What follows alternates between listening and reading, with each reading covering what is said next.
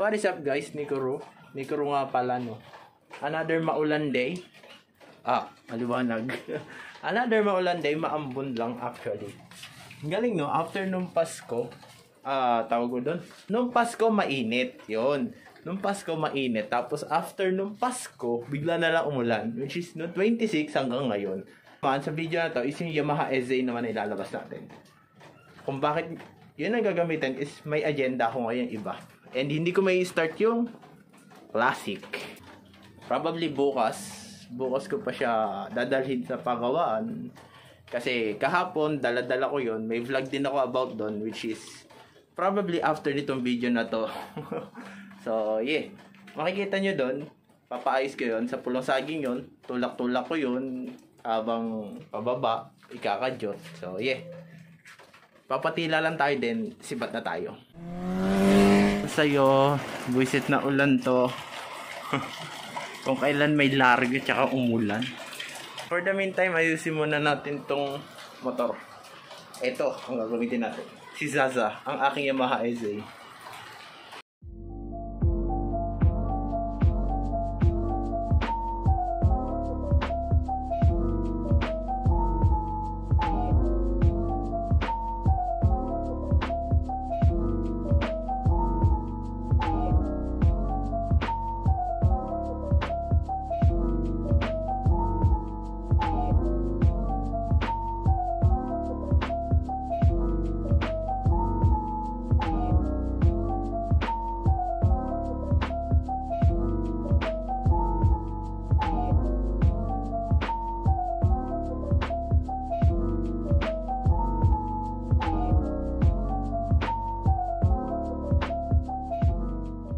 Ayan.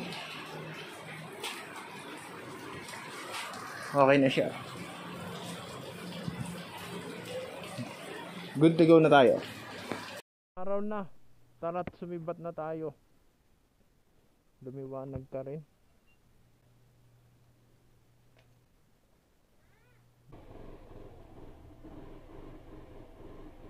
Grabe, biglang tirik ng araw lang yan. Ay, gagi ka. Speedometer cable. Tcharam! Galing sa Shopee. Lazada pala to.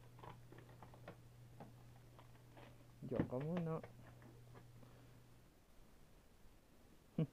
Alis ako, liit. Tabi ka muna. Di ako makakaalis eh.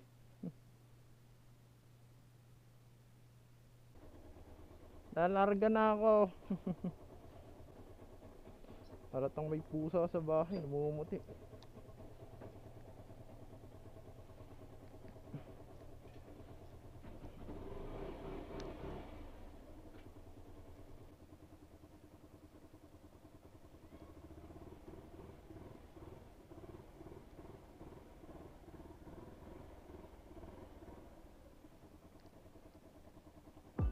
Let's go.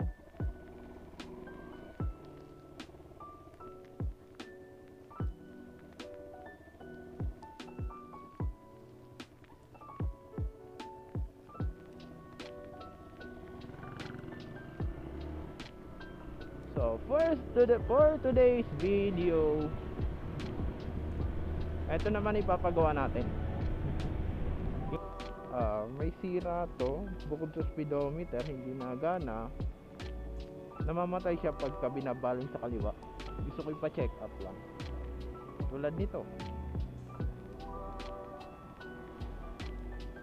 Aba, buhay.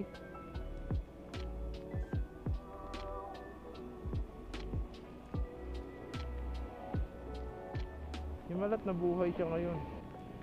So anyway, yung sira, papacheck up ko lang para sure.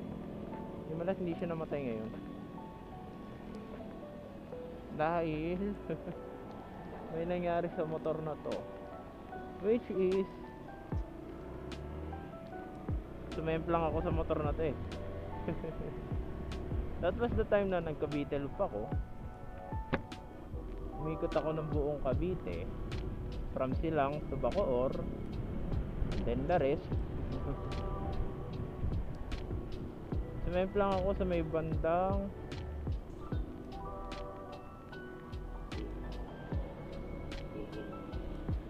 Sumemplang ako sa may bandang Kabyang na. Kung alam niyo yan, sa may Puerto Azul, pababa, pataas doon. Pagbaba mo doon, pagtaas mo doon, doon ako sumemplang. And kitang-kita pa dito yung basag. Ito oh.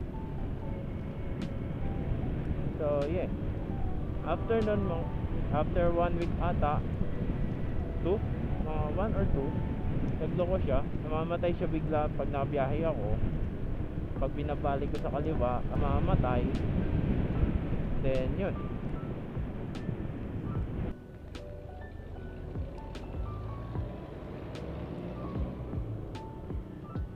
saan ba? Ay, okay, magpapabakuna ako ngayon.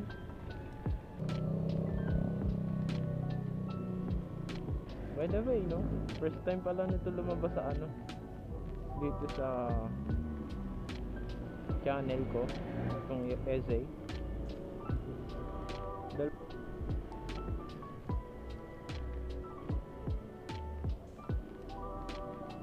Which is dapat may vlog ako nung Cavite ko, kaso naudlo. Reason number 1 actually hindi naman reason yung semplang, dapat talaga ipopost ko yun. Ang reason ay ang pangit ng pagkakakuha ng camera ko. Napakababa. Napakababa. Kung gusto nyo makita, eto siya oh. Ganyan yung itsura nung kuha. Kaya naisipan ko, wag na lang i-vlog. Ito na tayo. We care. Animal bite. Ayun na, namatay na siya. Pagbaling ng kaliwa. A few moments later. So gusto tayo magpabakuna. Mabilis lang. Natagalan ako sa pagsa-set up ko ng camera.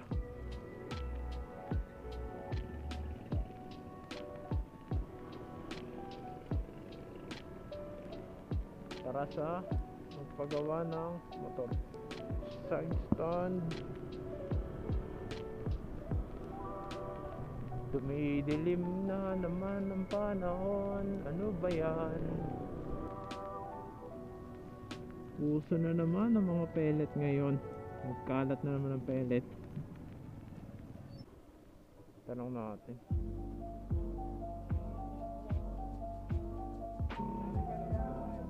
Madami pa. Sige. Thank you. Madaming gawa sila kuya ngayon.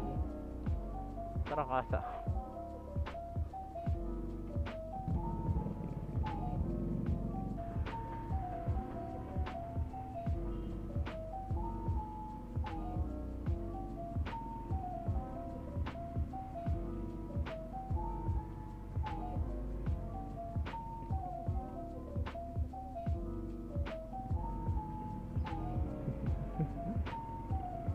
I mean, kung nakaharang kayo kuya, bobo, sinahan talaga kayo na. Baka hindi narinig eh. Sabi ni kuya na nandun, makabutina naman eh, student driver lang naman daw. I mean, kung nakaharang ka, bobo, sinahan ka talaga. Pero kung hindi ka naman nakaharang, hindi ka naman bobo, sinahan eh.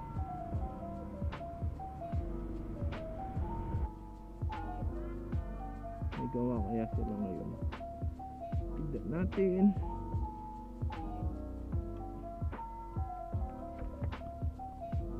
A few inches later.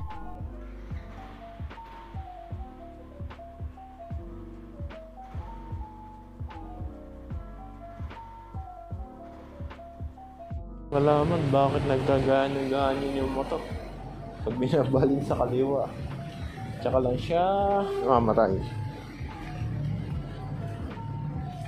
2 very boring minutes later.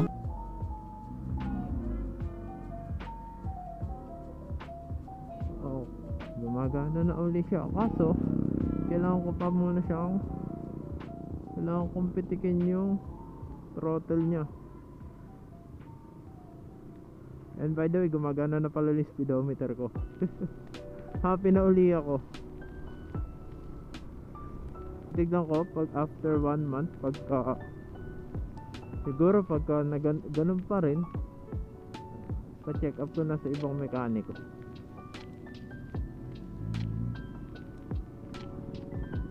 For 1 month siguro, kung ganun pa rin yung nangyayari, di babalik tayo sa mekaniko. Pero kung maayos, di goods. Nakatipid naman ako kasi hindi inayos lang naman yung cable. Ang charge lang isang pagpapalit ng speedometer cable. Nakamura pa ako. Kasi mahal na speedometer cable nila eh. Magkano rin yung cable nila. Nabili ko yung akin, 160 lang ata to.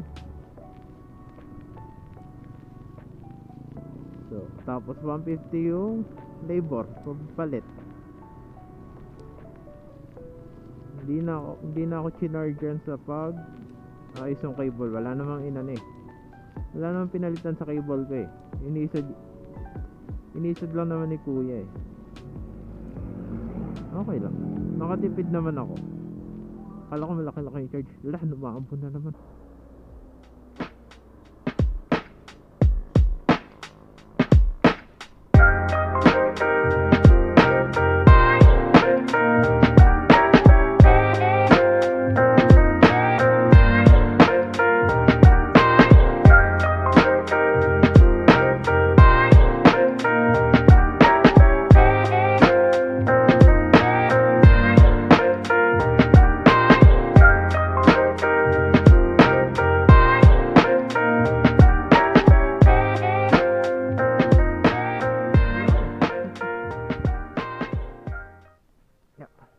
Andito tayo sa All Homes sa Silang Cavite, sa may bypass road.